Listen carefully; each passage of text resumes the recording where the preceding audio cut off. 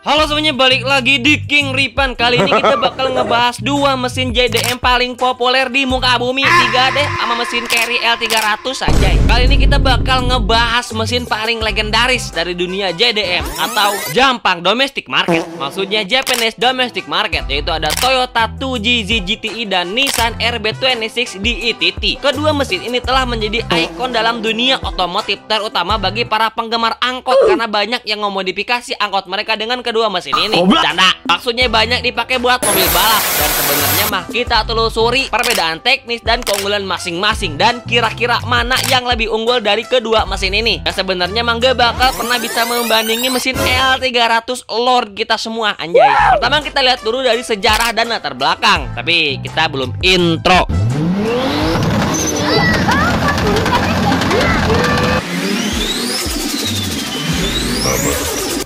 Aku takut.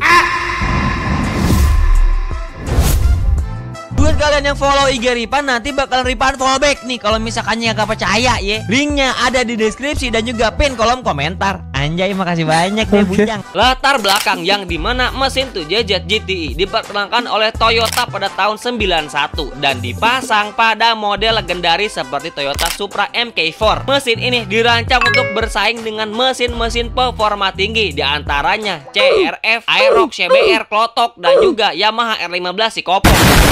Maksudnya RB26 DETT. Nah, seperti yang kita tahu, mesin ini adalah Nissan. Maksudnya mesin Nissan yang diperkenalkan pada tahun 89. Lebih tua 2 tahun dari mesin Toyota MK4 dan emang terkenal melalui model Nissan Skyline GTR. Dan dimana kedua mesin ini menjadi simbol performa tinggi dan keandalan di pabrikan masing-masing yang emang diandalkan pabrikan-pabrikan dari masing-masing mobil dan juga digunakan oleh beberapa mobil untuk swap engine. Nah, kalau misalkannya kita lihat secara spesifikasi teknis dari kedua mesin ini. Pertama, kita lihat dari 2JZ GTI dengan konfigurasi mesin 4 silinder 250 cc. Dikira ZX25R, kocak. 6 silinder segaris dengan kapasitas 3 liter atau kalau misalkannya kita konversikan ada di angka 2997 cc dengan tenaga 320 HP dengan torsi 427 Nm dengan sistem induksi twin turbo sequential. Sedangkan mesin RB26 DETT konfigurasinya ada 6 silinder segaris dengan kapasitas 2,6 liter. Kalau misalkannya kita konversikan ada di angka 2568 cc dengan tenaga 276 HP dengan torsi 353 Nm dengan sistem induksi twin turbo paralel. Jelas ada perbedaan tenaga dan juga ada perbedaan sistem induksi pada kedua mesin ini. 2JZ menggunakan sistem induksi twin turbo sequential, sedangkan RB26 menggunakan sistem induksi twin turbo paralel. Dan sebenarnya ini mungkin sistem induksi turbo yang umum di kalangan masyarakat ataupun di kalangan operator otomotif, dan mungkin kalian juga taunya itu cuma dua, twin turbo sequential dan twin turbo paralel. Tapi ada sistem induksi yang satu yang baru terobosan Yamaha, ada di NMAX Turbo. Kawasaki H2R langsung kelabakan ketawa cengiran di pinggir pojokan pintu ngedenger ini NMAX pakai turbo. Tapi kita nggak bakal bahas turbo NMAX, yang dimana kita lihat perbedaan antara twin turbo sequential dan juga twin turbo paralel.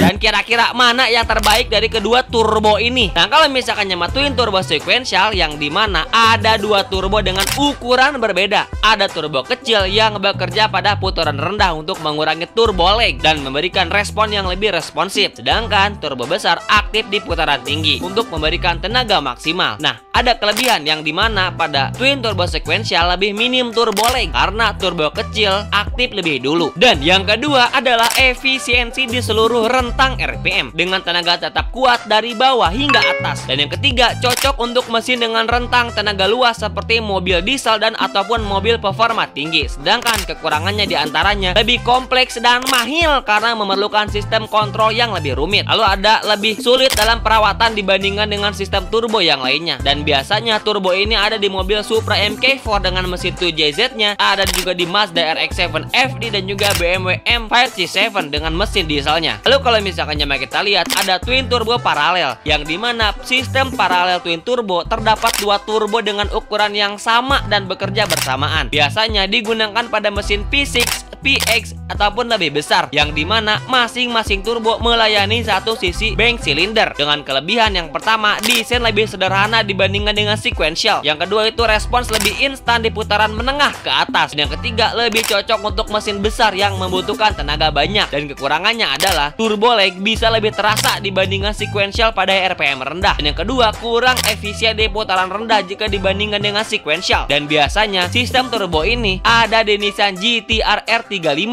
dan BMW M5 dan Audi RS6. Nah, mana yang terbaik? Jika butuh tenaga di seluruh rentang RPM, twin turbo sequential lebih baik. Sedangkan jika mesin besar dengan kebutuhan tenaga besar di putaran menengah ke atas, twin turbo paralel lebih cocok. Jadi sebenarnya mah kembali sesuai dengan kebutuhan. Tapi perbedaan dasar awamnya, kalau misalkannya mah twin turbo paralel, ukuran turbonya itu ada dua dan ukurannya itu sama. Sedangkan yang sequential ada dua turbo, sedangkan dengan ukuran yang berbeda, yang satu kecil, yang satunya lagi besar. Nah, itu mungkin perbedaan dari jenis twin turbo sequential dan juga twin turbo paralel.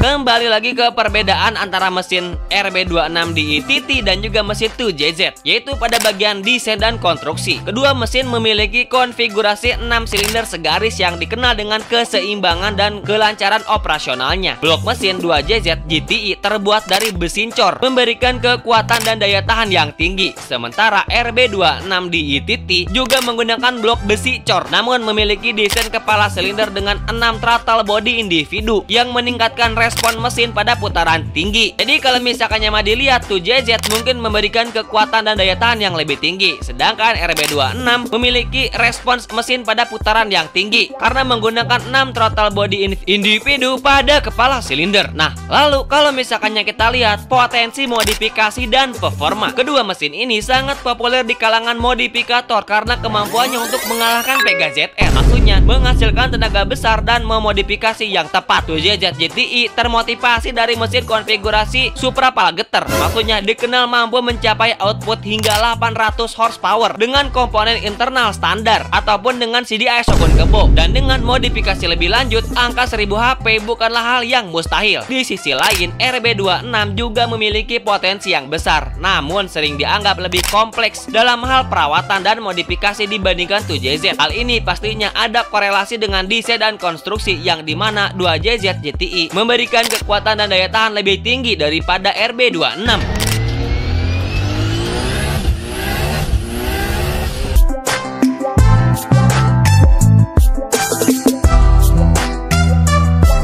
Lalu pada pengaplikasian dan penggunaan, mesin 2JZ GTI banyak digunakan dalam berbagai ajang balap motorsport, termasuk balap kampung hingga drag racing, drifting, dan time attack. Keandalannya membuatnya menjadi pilihan favorit bagi banyak tim balap. Sedangkan RB26 juga memiliki rekam jejak yang impresif, terutama dalam balap sirkuit dan rally, dengan Nissan Skyline GT-R yang dijuluki dengan Godzilla karena dominasinya di lintasan balap. Lalu kalau misalkannya kita lihat rangkum semuanya, Bang Ripan, mana yang lebih unggul, Vega ZR apa Karisma? Kagak nyambung. 2JZ apa RB26? Tergantung pada kebutuhan dan preferensi individu. Alasan mengapa ini menjadi kompetitor engine ya karena memiliki keunggulannya masing-masing. Kalau misalkannya sama baik mah kagak bakal jadi kompetitor, kocak. Kalau misalkannya lupa deh mencari mesin dengan potensi tenaga besar dan perawatan yang emang relatif sederhana, 2JZ mungkin menjadi pilihan yang tepat. Namun jika Anda menginginkan mesin dengan karakteristik performa, ini gele, anda kayaknya mah ganti sama kalian gitu ya. Jangan anda. Nah, kalau misalkannya melu pade pingin mesin dengan karakteristik performa RPM yang tinggi, karena dengan twin turbo yang emang ciri khasnya memiliki RPM yang tinggi dan sejarah balap yang kaya, RB26 menjadi pilihan lu pade pokoknya mah. Nah, yang kedua, mesin ini telah terbukti diri sebagai legendera dalam dunia otomotif dan terus menjadi inspirasi bagi penggemar hingga saat ini. Karena kita tahu juga kalau misalkannya RB26 itu lebih awal nongol 2 tahun sebelum 2JZ. Jadi beberapa alasan tersebut harusnya menjadi pertimbangan buat lu pada yang pengen ganti mesin. Misalnya lu pada pakai carry ataupun Grand Max,